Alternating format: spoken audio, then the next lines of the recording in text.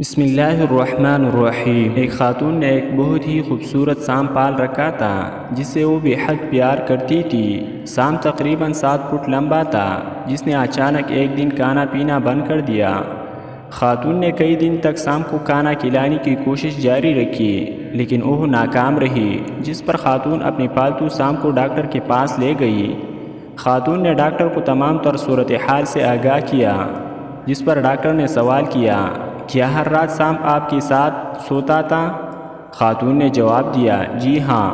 Doctor نے پھر سوال کیا، جب سے اس نے کھانا پینا چھوڑا ہے کیا یہ آپ کی جسم کے بے حد قریب لیٹ کر اپنی جسم کو اکڑتا تھا؟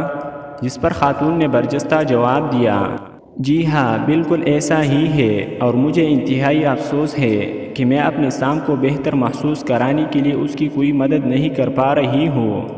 ڈاکٹر نے خاتون کا جواب سننے کے بعد کہا، محترمہ آپ کا سام بیمار نہیں ہے بلکہ یہ آپ کو کھانے کی تیاری کر رہا ہے، اور اس نے کھانا پینا اس لیے بند کر دیا ہے آپ کو کھانے کے لیے اتنا جگہ بنا سکے جتنا آپ کا قد اور وزن ہے۔ خاتون ماہر کی بات سن کر سکتے میں آ گئی۔ اس واقعے سے یہ نتیجہ اخذ ہوتا ہے کہ آپ کو اپنے ارد گرد موجودہ ساموں کو پہچاننا ہوگا جو آپ کی نہایت قریب ہے، اور اس کا یہ مطلب نہیں ہے کہ وہ آپ کے بارے میں اچھے خیالات رکھتے ہیں۔ ضروری نہیں کہ آپ کے آس پاس پھرنے والے لوگ آپ کے ساتھ کھانے پینے اور اٹھنے بیٹھنے والے تمام لوگ آپ کے ہمدرد ہیں، بس آپ ان کو پہچاننا ہے۔ سمجھتے وہی ہے جو عقل رکھتے ہیں۔